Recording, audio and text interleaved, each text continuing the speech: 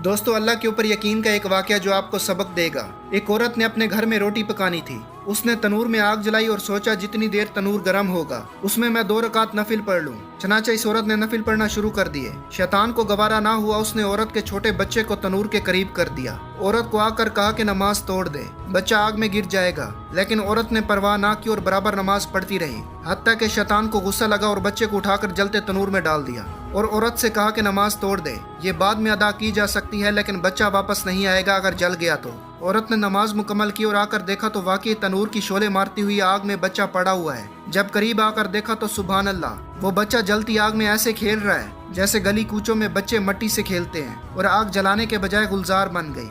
दोस्तों, मजीद ऐसी वीडियोस देखने के लिए चैनल को सब्सक्राइब करें।